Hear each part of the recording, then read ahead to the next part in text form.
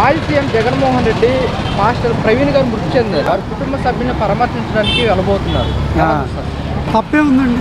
ఏ రాజకీయ నాయకుడైనా ప్రజలకు అన్యాయం జరిగింది వెళ్ళి పలకరించవచ్చు, తప్పేం లేదు. దాంట్లో మత విశ్వాసాలు రెచ్చగొట్టేది ఏముంటుందండి? వెళ్ళి పలకరిస్తే సానుభూతిగా తెలిసింది కాబట్టి సానుభూతిగా పలకరిస్తారు, తప్పే ఉంది. అది నా అభిప్రాయం. జగన్మోహన్ రెడ్డి గారు మాస్టర్ ప్రవీణ్ గారి మృతిపైన చాలా అనుమానాలు వ్యక్తమవుతున్నాయి.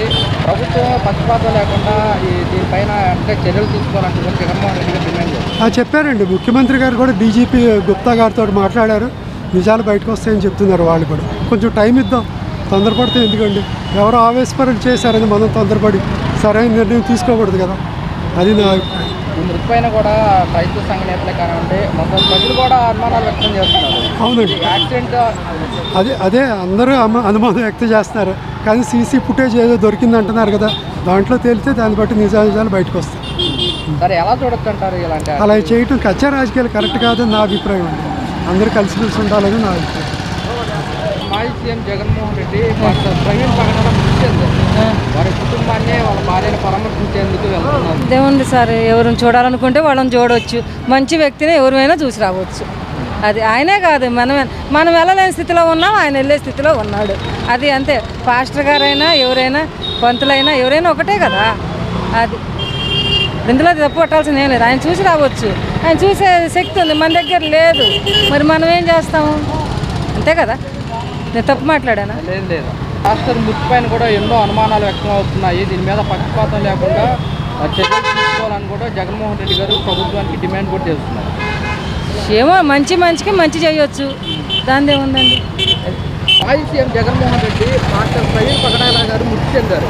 వారి కుటుంబాన్ని పరామర్శించడానికి వెళ్ళబోతున్నారు. మీరేమంటారు? పబ్లిక్గా అది సానుభూత. ఆయన చెప్పినట్లయితే సర్వోన్నతిని నామం ఆయన స్తుతిస్తున్నాడు. న్యాయ విధానాలు ఆయనకు గ్రహింపు ఉంది. నేనేనైనా చెప్తాను, రాజకీయంగా ఎన్నైనా చెప్తాను. నేను ఇది చదివేశాను, చెప్పడానికి చేయడానికి చాలా ఇబ్బంది ఉంది. ఆయన దేవుని బిడ్డ, దేవుని విధానాన్ని నడిపించే విధానంగా బట్టి ఒక యేసుక్రీస్తు కూడా ఏ విధంగా ఆయన క్షుణంలో ఏ విధంగా ఉన్నాడంటే ఆ రోజులో ఎవరు గుర్తించలేదు. ఆ విధంగా ఆయన ప్రభుత్వం అన్ని విధాలుగా చెయ్యాలి, శ్రేయస్గా ప్రతి ఒక్క మానవుడు కూడా శ్రేయస్ కావాలని ఆయన ఉద్దేశం కలిగి ఉన్నాడు. ఈ రోజు ప్రపంచ దేశాలు చూసినట్లయితే, కౌంటింగ్ చేసినట్లయితే యేసుక్రీస్తు ప్రతి ఒక్క హిందువులు కూడా చూసినట్లయితే, నేనే కూడా హిందువుని దేవుని ఆరాధించాను కాబట్టి ఆ విధంగా ఆ శ్రేయస్సు ఎవరైతే నీతిగా అనుసరించి ఉంటారో ఆ భగవంతుడు ఆయన ఆశీస్సులు మెండుగా ఉంటాయని నేను సెలవిస్తున్నాను. జగన్మోహన్ రెడ్డి గారు మాస్టర్ ప్రవీణ్ గారి మృతిపైన ఎన్నో అనుమానాలు వస్తున్నాయి. ప్రభుత్వాన్ని కూడా నేను డిమాండ్ చేస్తున్నట్టు కూడా జగన్మోహన్ రెడ్డి గారు అలాగే క్రైస్తవ సంఘ నేతలు కూడా డిమాండ్ కూడా చేస్తున్నారు. మీరేమంటారు? ఈ లోకం చూసినట్లయితే, లోక విధానాలు చూసినట్లయితే సాతానికి సమూహమైంది ఈ లోకం. ఆ సమూహానికి సమర్పణం కొడతారే కానీ నిజమైన న్యాయానికి నీతికి అనుసరించిన వాడే నిజమైన పశువుల కాపీ దావీదు మహారాజు రాజవంశానికి వచ్చిన దేవుని ఉద్దేశంలో ఎవరైతే ఉన్నారో మొన్న అన్ని పథకాలు పెట్టాడు, ఇన్ని చేశారు. ఏం చేశారంటే ప్రజల యొక్క విధానానికి ఒక 10-15 యొక్క సలహాదారులు తీసుకున్నారు. ఆ సలహాలు కొన్ని విధాల తప్పిదం జరిగింది బట్టి ఈ ప్రభుత్వం ఇంకా మేలుకు చేస్తుందని ఉద్దేశంతో వచ్చారు. ఏ ప్రజల యొక్క మానవుడు కూడా చూసినట్లయితే కష్టం యొక్క విధానానికి మంచి న్యాయం ఉన్న చూస్తుందో ఆ విధంగా ప్రజలు గ్రహిస్తారు. దాన్ని బట్టి ఆ యొక్క దేవుడి యొక్క ఆశీస్సులు ఉంటాయని నేను సెలవిస్తున్నాను. మాజీ సీఎం జగన్మోహన్ రెడ్డి మొన్న పాస్టర్ ప్రవీణ్ పగడాల గారు మృతి చెందారు. అయితే వారి కుటుంబాన్ని, వారి భార్య అయిన జెస్ కానీ అలా కుటుంబ సభ్యుల్ని పరామర్శించుకున్నారు. పబ్లిక్గా వెళ్తున్నారా? అది ఏమి చెప్పలేకుండా ఉండే. ఆయన తాగి నడిపినట్టుగా అనిపిస్తుంది. బండి మీద అంత దూరం బండి వేసుకొని పోవాల్సిన అవసరం ఏమొచ్చింది? డౌట్లు నేను చెప్పేది.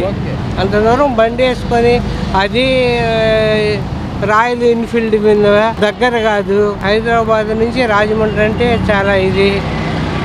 నాకు వచ్చే డౌట్ చెప్తుండా. అక్కడ టోల్ గేట్ కాడ మాత్రం ఆయన నడపటం ఎలా అనిపించిందంటే తాగి నడిపినట్టుగా అనిపిస్తుంది. కొట్టి చంపేసినారని అనిపిస్తుంది. మరి కొట్టి అంత ఇదిగా ఎవరు ఏమీ చెప్పరు. కొట్టి చంపేసింది తెలుసుద్ది అని నా ఉద్దేశం. అదేవిధంగా జగన్మోహన్ రెడ్డి గారు కూడా అనుమానం వ్యక్తం చేస్తున్నారు. కూటమి ప్రభుత్వం కూడా దీన్ని పక్షపాతం లేకుండా చర్యలు తీసుకోవాలి తీసుకుంటారు అని చెప్పడం కూడా జరుగుతుంది. అలాగే క్రైస్తవ సంఘ నేతలు కూడా అనుమానాలు డిమాండ్ చేస్తున్నారు. ప్రభుత్వం దృష్టికి తీసుకెళ్ళాలి, ప్రభుత్వం వెంటనే స్పందించాలని చెప్పారు. ప్రభుత్వం చూడాల్సింది మాత్రం కరెక్టేను. ఏం చేద్దాం, అసలు చంపినారా లేకుంటే ఆయన తాగి తోలి చచ్చిపోయినాడా అనేది మాత్రం అర్థం కావటం లేదు నా ఉద్దేశంలో. మరీ మీరేమో కానీ మీరు క్రిస్టియన్సో హిందూసో నాకు తెలీదు, మీరు మాట్లాడుతున్నారు, వాళ్ళు మాట్లాడుతున్నారని వీళ్ళు మాట్లాడుతున్నారని వాళ్ళు కాసేపు ముస్లిమ్స్ చంపేశారు అంటున్నారు, కాసేపు హిందువులు చంపేశారు అంటున్నారు. అది ఎవరు చంపలేదు, అతను మాత్రం చంపి ఉండరు నాకు తెలిసి. నాకు మెంటాలిటీగా ఆయన సాక్ష్యాలు వింటుంటా అప్పుడప్పుడు, అందరూ వింటాను, కానీ అతను నాకు తెలిసి మంచివాడు అని అనిపించింది. కానీ ఇప్పుడు చూస్తుంటే ఆయన ఎలాంటి వాడు ఎలాంటి వ్యక్తో ఇప్పుడు అర్థం అవుతుంది, నాకు అర్థం అయింది కూడా. మాజీ సీఎం జగన్మోహన్ రెడ్డి మాస్టర్ ప్రవీణ్ గారు మృతి చెందారు. వారి కుటుంబ సభ్యులను పరామర్శించడానికి వెళ్ళబోతున్నారు. యాక్సిడెంట్ అనేది టీవీలో చూసాం, అది ఎవరో గుద్దారు, అతను ఇదైపోయాడు. ఇతను దాటి రెడ్ కార్ ఏదో వెళ్ళింది అని చెప్పి టీవీలో వచ్చింది మనం చూసేది, అందుకని అక్కడ మనం చూడలేదు కాబట్టి అది యాక్సిడెంట్ ఎవరో కావాలని అతను గుద్దింది. అది మామూలు వాళ్ళు వాళ్ళ పాస్టర్ కాబట్టి దాంట్లో ఉన్న వాళ్ళంతా చాలా మంచివాడు అంటున్నారు. మరి అటువంటి వాడిని చేశారు అంటే ఏదో బ్యాక్గ్రౌండ్ ఏదో ఎవరో ఏ పార్టీయో ఉంటుంది. మాస్టర్ ప్రవీణ్ గారు మృతి చెందడం జరిగింది, మరణించడం జరిగింది. కుటుంబాన్ని పరామర్శించడానికి మాజీ సీఎం జగన్మోహన్ రెడ్డి వారి ఇంటికి వెళ్ళబోతున్నారు. మీరేమంటారు? అది మంచి పద్ధతే కదా, పలకరించడానికి వెళ్ళడానికి మంచిదే. జగన్మోహన్ రెడ్డి గారు ఏమన్నారు? అలాంటివన్నీ బాగానే చేశారండి జగన్మోహన్ రెడ్డి గారు ఉన్నప్పుడు. మరి ఇప్పుడేమో అసలు తెలుగుదేశం ప్రభుత్వం అవి రాకముందేమో గెలిచిన తర్వాత మేము ఇస్తాము, అవి చేస్తాం ఈ చేస్తాం అన్నారు. ఒకటి కూడా ఇప్పుడు దాకా 9 నెలలు అయినా కూడా చేయట్లే, అసలు ఏ రెస్పాన్సిబుల్ కూడా తీసుకోవట్లా. ఇంక డబ్బులు లేవు, ఖజానా ఖాళీ అయిపోయింది, మా దగ్గర లేవు, అది ఇది అంటున్నారు. ఇంక చేతులు ఎత్తేసినట్టు మాట్లాడుతున్నారు. అది ఇప్పుడు జగన్ ఉన్నప్పుడే పర్లేదు, అమ్మఒడి అన్నారు, అవి అన్నారు అవన్నీ చేశాడు, బాగానే చేశాడు ఆయన. ఈయన ఇప్పుడు 9 నెలలు అవుతుంది, ఇప్పుడు దాకా ఏం రెస్పాన్స్ ఏం లేదు అసలు. జగన్మోహన్ రెడ్డి అప్పుడు పథకాలు ఇచ్చి చెప్పారు, అన్నీ నవరత్న పథకాలు అవన్నీ చెప్పారు కదా, అన్నీ చేశారు కదా, బాగానే చేశారు. ఈయనేమో ఎక్కకముందు చెప్పారు బాగానే, అవి చేస్తాం ఈ చేస్తాం, ఇంటికి ఎంత మంది ఆడపిల్లలు ఉంటే అంతమంది ఇస్తాం, అది ఇది అని చెప్పారు.